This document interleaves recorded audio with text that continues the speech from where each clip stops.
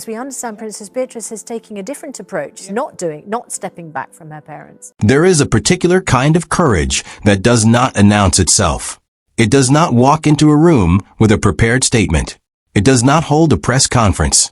It does not post a carefully worded message to social media in the early hours of the morning. It is quieter than that, and in many ways far harder.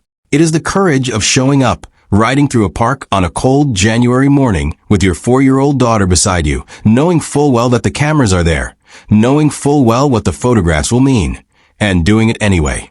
That is the courage Princess Beatrice has been exercising for years. But something has shifted. Something that people close to the British royal family have been watching with growing attention since the autumn of 2025.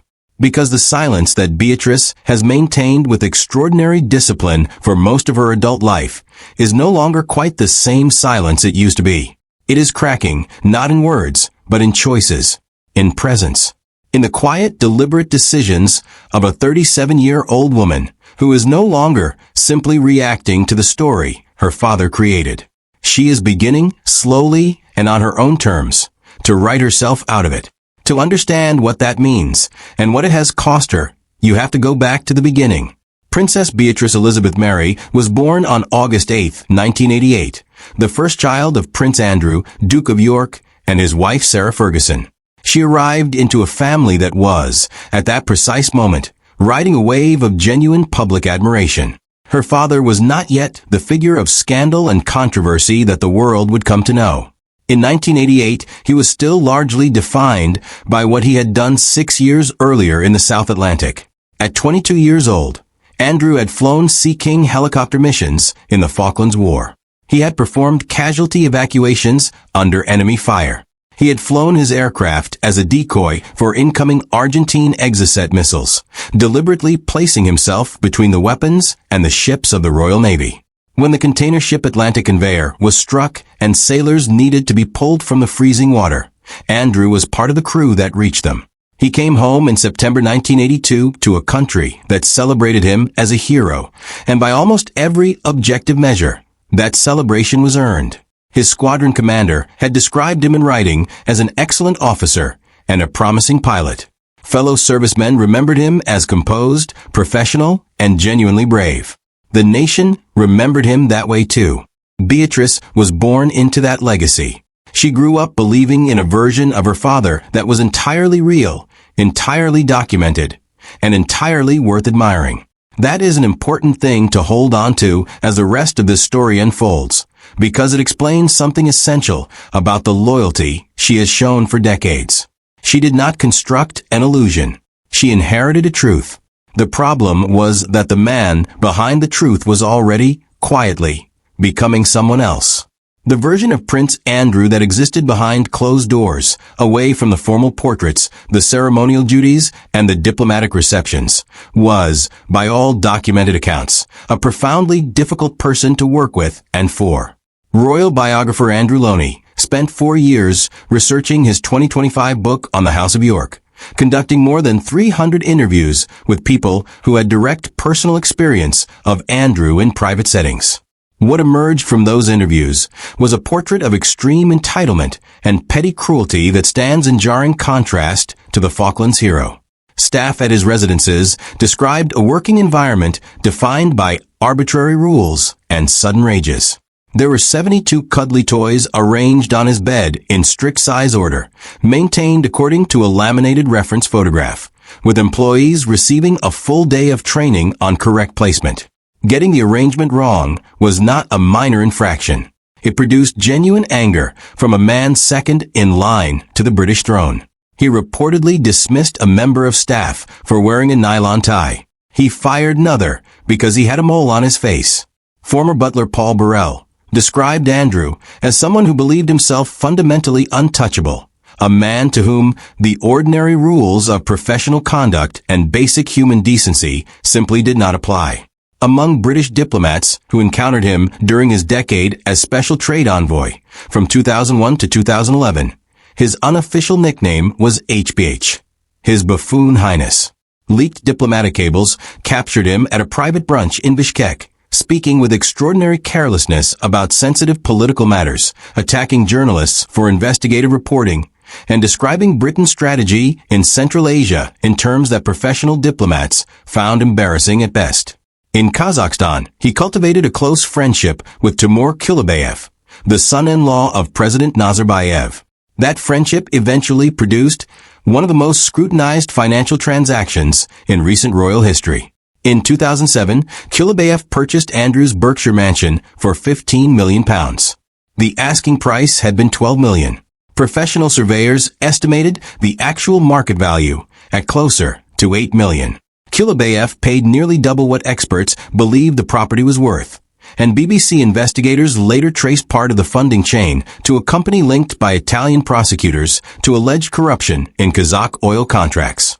In Libya, Andrew met Saif al-Islam Gaddafi at least 4 times and hosted him at Buckingham Palace. He cultivated a relationship with Tariq Kaitouni, a Libyan businessman who had been convicted in France of smuggling a submachine gun. He went on a 4-day holiday in Tunisia with Kaitouni. He arranged private meetings with Colonel Gaddafi himself through Kaitouni's connections.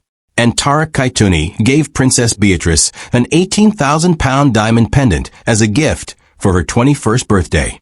She was a young woman receiving a present from her father's friend. There was no obvious reason at the time to question it. But the full picture of who these people were and what they were connected to was already assembled, waiting for the moment when someone looked at it all together. That moment has now arrived. And those who are close to the York family say that Beatrice has been working through the complete picture of her father's world, and that what she has found has shaken her in ways she has not yet put into words.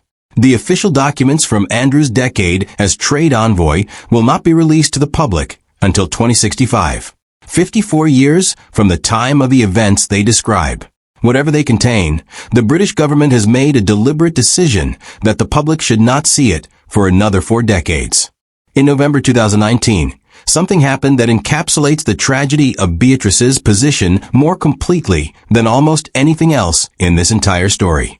The BBC's flagship current affairs program Newsnight had been pursuing an interview with Prince Andrew for months. Producer Sam McAllister had worked persistently to secure access. The palace had resisted. Andrew's team had resisted. The conventional wisdom inside the institution was that sitting down with Emily Maitlis to answer detailed questions about his associations with convicted sex offender Jeffrey Epstein was an extraordinarily high-risk proposition that offered almost no upside. And then, 3 days before filming was scheduled to begin, Princess Beatrice arrived at the pre-interview negotiation.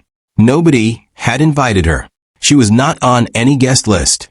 She walked into that room because she loved her father, because she believed in him, and because she was convinced that giving him the opportunity to speak directly to the British public was the right and necessary thing to do.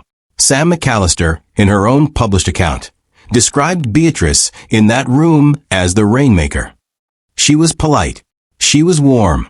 She was, by all accounts, entirely sincere. And she was, according to multiple people present, the single most important factor in Andrew feeling confident enough to go through with the interview. She reassured him.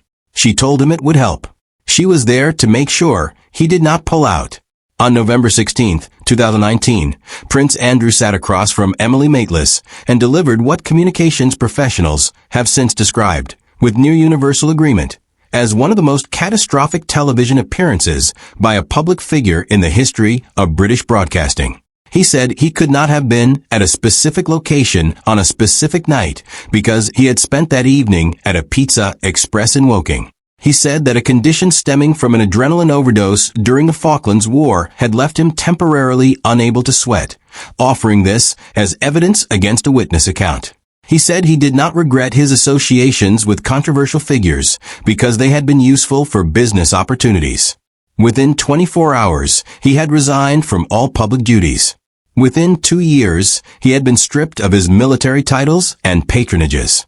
Within 6 years, he had lost every title, every honor, and every official residence the crown had given him. And the person who had walked into a room uninvited, out of love, to make sure the interview happened, was his daughter. Beatrice has never spoken publicly about what she felt when she watched that broadcast air. She has never acknowledged her role in facilitating it. She has never said a word about the weight she may or may not carry as a result of what followed. But the documented record is clear. The daughter who loved her father most was the same person who handed him the platform that destroyed what remained of his public standing. If you want to understand, without anyone having to explain it directly, the precise cost of being Prince Andrew's daughter, you only need to study the images from Beatrice's wedding day.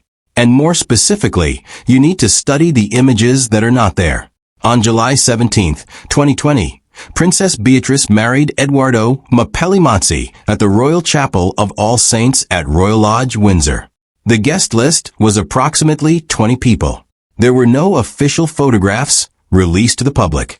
The wedding passed with barely a fraction of the media attention that an event of this significance would normally receive. The original plan had been entirely different. Beatrice and Edoardo had been due to marry on May 29th at the Chapel Royal, St. James's Palace, with a full reception at Buckingham Palace and a guest list of more than 100 guests. Photographers from around the world would have been there. It would have been a proper royal wedding, broadcast internationally, celebrated publicly, commemorated with the kind of official imagery that royal brides keep for the rest of their lives. The public explanation for the change was the COVID-19 pandemic. That was partially true. But palace sources confirmed to multiple royal correspondents that Andrew's accumulating scandal was an equally significant factor. The institution had concluded that any high-profile, heavily photographed royal wedding involving Beatrice would become, inevitably, a story about her father's disgrace rather than her happiness. The only way to protect the day for her was to make it almost invisible. Andrew walked his daughter down the aisle. He gave a speech. He was present for every moment that mattered to him as a father. And then he was removed from every official photograph.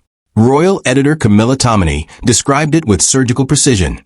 There was the sense that they had been forced to erase Andrew from the record, and Beatrice with him. The most personal and significant day of her adult life was defined, in its public presentation, by an absence. What Queen Elizabeth did in that moment was quietly remarkable. She lent her granddaughter a gown from her own personal wardrobe, a remodeled Norman Hartnell design from 1962 that the Queen had worn herself decades earlier and kept among her most treasured possessions. It was altered to fit Beatrice and given to her for the day. The Queen could not undo the damage Andrew had done. She could not restore the wedding Beatrice had planned, but she could reach into her own history and offer something irreplaceable. And in doing so, she communicated what no official statement could have expressed. You are still loved. You are still ours. None of this is your fault. Andrew was there on that wedding day, present and proud. And then, officially, he was not there at all. On October 30th, 2025, King Charles made a decision without precedent in over a century of British royal history. He stripped his own brother of everything.